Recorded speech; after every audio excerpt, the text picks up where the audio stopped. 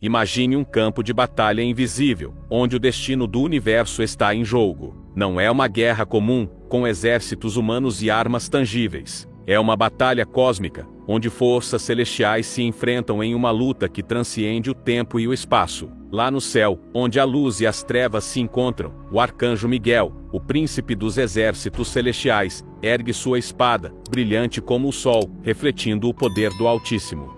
Do outro lado, em uma sombra profunda e ameaçadora, está Satanás, o adversário, aquele que ousou desafiar o próprio Criador, trazendo consigo uma legião de anjos caídos. O choque entre essas duas forças é avassalador. O som de suas espadas ressoa pelos céus, como trovões que ecoam na eternidade. A intensidade da batalha não pode ser medida, pois não se trata apenas de poder ou força, mas de uma luta entre o bem e o mal, entre a justiça divina e a rebelião. Miguel, com sua autoridade inabalável, avança contra Satanás, não por sua própria glória, mas em nome daquele que é o Alfa e o Ômega, o início e o fim de todas as coisas. E Satanás, com sua fúria alimentada pela inveja e pelo orgulho, tenta resistir, sabendo que sua derrota está selada, mas ainda assim, lutando com todo o seu ódio. Cada movimento no campo de batalha espiritual tem repercussões no mundo físico. Você já sentiu aquela sensação de conflito interior, como se duas forças opostas estivessem lutando dentro de você? Isso é apenas um reflexo da grande guerra que se desenrola nas alturas. E no meio dessa batalha, cada um de nós é chamado a escolher de que lado estaremos. Mas essa decisão não é simples, pois envolve uma compreensão profunda da natureza dessa guerra e do que está realmente em jogo. A batalha não é apenas sobre quem reinará, mas sobre a verdadeira natureza da autoridade e do poder. Enquanto Miguel luta com a força que lhe foi concedida por Deus, Satanás usa a força da manipulação e do engano, tentando distorcer a realidade. Ele sabe que, para vencer, precisa convencer os corações e as mentes de que ele é o legítimo governante. Mas Miguel, com uma convicção inabalável, avança, não apenas com a espada em punho, mas com uma fé que move montanhas, uma fé que sabe que a vitória já foi conquistada, mesmo antes de a batalha começar. E então, em um momento de pura clareza, a verdade prevalece. Satanás e seus anjos caídos são expulsos do céu, lançados para a terra, onde continuarão sua luta, mas agora com uma ferida profunda, sabendo que sua derrota final é apenas uma questão de tempo. E Miguel, erguendo sua espada em triunfo, não se gloria na vitória, mas volta seus olhos para o trono celestial, em humilde adoração ao único verdadeiro Rei. A guerra foi vencida, mas a batalha continua, em cada coração, em cada alma, até o dia em que todas as coisas sejam restauradas. Mas a história não termina aqui. Na verdade, é apenas o começo, pois enquanto Satanás cai, ele não desiste. Ele volta sua atenção para a terra, onde nós, meros mortais, continuamos nossa própria batalha diária, entre o bem e o mal. E agora, sabendo da ferocidade desse adversário, somos chamados a lutar com a mesma coragem, a mesma determinação que Miguel demonstrou naquele dia. Após a expulsão de Satanás dos céus, a batalha toma um novo rumo na terra. Mas essa não é a primeira vez que vemos o inimigo confrontando uma das figuras mais reverenciadas da história bíblica. Em um cenário diferente, mas igualmente significativo, encontramos o arcanjo Miguel novamente em uma posição de confronto, desta vez, em uma disputa silenciosa e misteriosa, sobre o corpo de Moisés.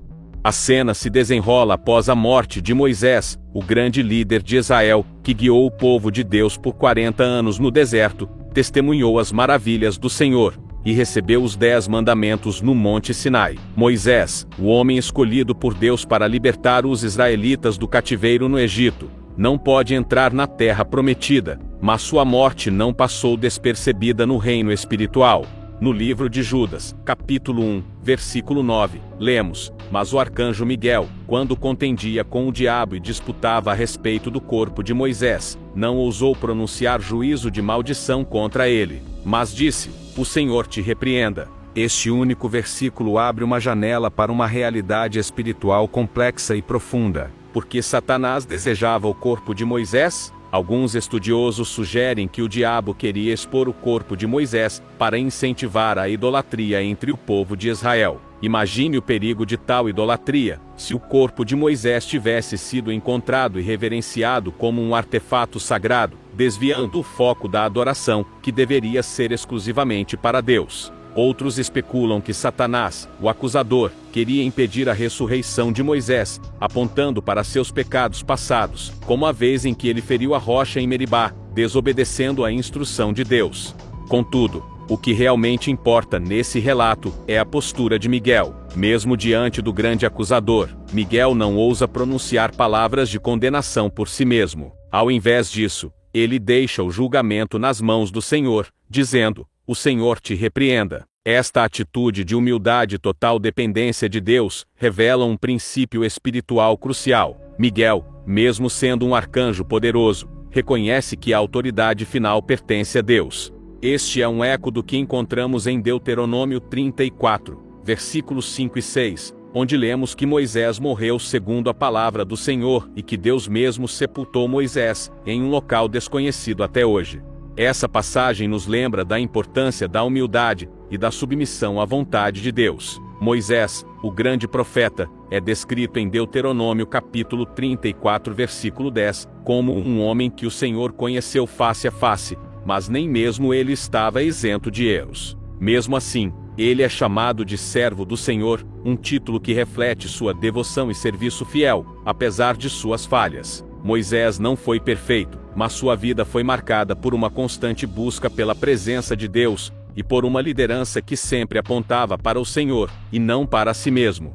A vida de Moisés é uma tapeçaria rica em experiências espirituais e desafios extraordinários, que revelam a profunda relação entre Deus e seu servo escolhido. Desde o seu nascimento, Moisés foi separado para um propósito divino, e cada etapa de sua jornada oferece lições valiosas sobre fé, obediência e a misericórdia de Deus. Moisés nasceu em um tempo de opressão, quando o faraó do Egito ordenou que todos os meninos hebreus fossem lançados ao Nilo. Êxodo capítulo 1 versículo 22. No entanto, Deus tinha planos maiores. A mãe de Moisés, Joquebede, escondendo-o por 3 meses, finalmente colocou-o em um cesto de junco, e o deixou à deriva no rio, confiando em Deus para proteger seu filho. Êxodo capítulo 2 versículo 3. Assim começou a vida de Moisés, não como um escravo, mas como o filho adotivo da filha do faraó, criado no luxo do palácio egípcio.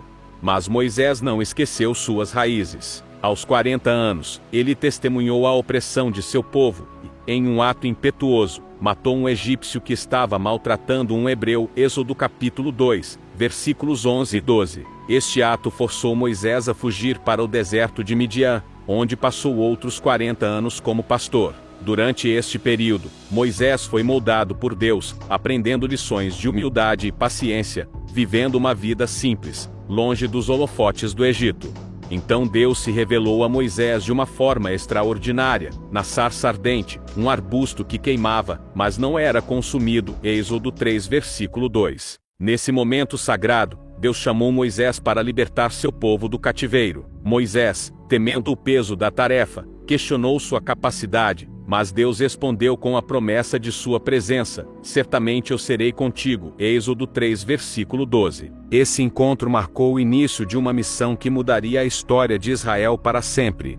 As pragas no Egito, que culminaram na Páscoa e na libertação dos israelitas, mostraram o poder e a soberania de Deus sobre todas as forças do mundo. Moisés foi o porta-voz de Deus, confrontando o faraó com as palavras: "Assim diz o Senhor, deixa ir o meu povo, para que me sirva." Êxodo 9 capítulo 1. Cada praga não foi apenas um julgamento sobre o Egito, mas uma declaração do poder de Deus e sua intenção de libertar seu povo. Moisés guiou os israelitas pelo deserto, onde enfrentaram muitos desafios, desde a falta de água e comida até a rebelião do povo. Um dos momentos mais icônicos de sua liderança foi quando subiu ao Monte Sinai, onde Deus lhe deu os 10 mandamentos, um código moral que iria governar a vida de Israel. Êxodo 20. A Escritura relata que o Senhor falava com Moisés face a face, como quem fala com seu amigo. Êxodo 33 versículo 11. Essa intimidade com Deus era o alicerce da autoridade e liderança de Moisés. Outro episódio significativo foi quando Moisés pediu para ver a glória de Deus. Em resposta, Deus o colocou em uma fenda na rocha, e passou diante dele, proclamando seu nome e suas qualidades. O Senhor Deus misericordioso e piedoso, tardio em irar-se, e grande em benignidade e verdade. Êxodo 34 versículo 6. Moisés desceu do monte com o rosto resplandecente, refletindo a glória que ele havia testemunhado. Moisés, no entanto, não era perfeito. Em Números 20, encontramos a história em que Moisés, em um momento de frustração, feriu a rocha para trazer água ao povo, desobedecendo a instrução de Deus para simplesmente falar à rocha. Por causa dessa desobediência, Deus disse a Moisés que ele não entraria na terra prometida. Números 20 versículo 12. Mesmo assim, Moisés continuou a liderar o povo com fidelidade até o fim de sua vida. Sua morte é descrita com simplicidade, mas com um profundo significado espiritual. Em Deuteronômio 34, versículos 5 e 6, lemos: Assim Moisés, servo do Senhor, morreu ali na terra de Moabe, conforme a palavra do Senhor, e o sepultou num vale na terra de Moabe, defronte de Bet-peor. E ninguém sabe até hoje o lugar da sua sepultura. O fato de que Deus mesmo sepultou Moisés, e que o local de seu sepultamento permanece desconhecido, é um testemunho da singularidade e importância desse servo de Deus. O título servo do Senhor é usado para descrever Moisés em Deuteronômio 34, versículo 5, e é um título de grande honra, pois reflete a essência da vida de Moisés. Ele viveu para servir a Deus e a seu povo. A humildade de Moisés, sua obediência e sua comunhão íntima com Deus são qualidades que todos somos chamados a imitar. Moisés é um exemplo de como Deus pode usar imperfeições humanas para cumprir seus planos perfeitos. Apesar de sua morte física, Moisés não desaparece da narrativa bíblica. Um dos momentos mais significativos que envolvem Moisés após sua morte é sua aparição no Monte da Transfiguração, onde ele se encontra com Jesus e Elias. Mateus 17, versículos 1 a 3. Esse evento é crucial, pois simboliza a conexão entre a lei, representada por Moisés, e os profetas, representados por Elias, ambos testemunhando a glória de Cristo. A transfiguração é um vislumbre da glória futura e da vitória final de Cristo sobre a morte, na qual Moisés, que foi arrebatado ou ressuscitado, participa como uma testemunha viva. O aparecimento de Moisés na transfiguração também se conecta ao tema da ressurreição, que é central na fé cristã. Paulo escreve em 1 Coríntios capítulo 15, versículos 20 a 22, mas de fato Cristo ressuscitou dentre os mortos, sendo ele as primícias dos que dormem. Porque, assim como a morte veio por um homem, também por um homem veio a ressurreição dos mortos. Porque, assim como todos morrem em Adão, assim também todos serão vivificados em Cristo.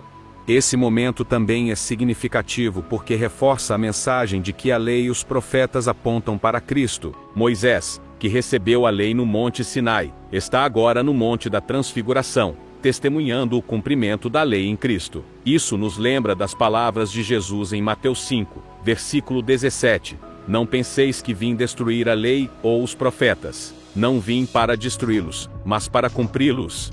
Moisés, portanto, não apenas viveu como servo de Deus, mas sua vida e até mesmo sua morte e ressurreição simbolizam a continuidade e o cumprimento do plano redentor de Deus em Cristo. Além disso, o fato de Moisés estar ao lado de Jesus durante a transfiguração também indica que ele foi redimido e glorificado, apesar de seus erros e falhas humanas. Como mencionado anteriormente, Moisés não foi perfeito. Ele desobedeceu a Deus em Meribá, e por isso não pode entrar na terra prometida. Números 20, versículo 12. No entanto, Deus, em sua infinita graça, não abandonou Moisés. Em vez disso, ele o honrou de uma maneira que transcende a compreensão humana, mostrando que a redenção e a glória vêm, em última análise, de Deus, e não de nossas obras. A história de Moisés nos ensina que, embora a vida cristã seja marcada por desafios, lutas espirituais, e a necessidade constante de humildade e obediência, há uma esperança eterna que nos aguarda. A vitória final pertence a Deus, e aqueles que, como Moisés, são chamados de servos do Senhor, podem ter a certeza de que suas vidas, suas batalhas, e até mesmo suas falhas estão sob a misericórdia e a justiça de Deus. Como Paulo escreveu em Filipenses 1, versículo 21, porque para mim o viver é Cristo, e o morrer é lucro. A história de Moisés, desde seu nascimento até sua misteriosa sepultura e aparição na glória, é um testemunho dessa verdade. Como servos de Deus, somos chamados a viver com a mesma fé, a mesma obediência e a mesma esperança, sabendo que assim como Moisés, seremos ressuscitados para estar com Cristo na glória. Que a vida de Moisés inspire cada um de nós a permanecer firmes na fé, confiantes na justiça de Deus e dedicados ao serviço do Senhor, até o dia em que, como Moisés, veremos a glória de Deus face a face. Obrigado a todos. Fiquem com Deus e até a próxima.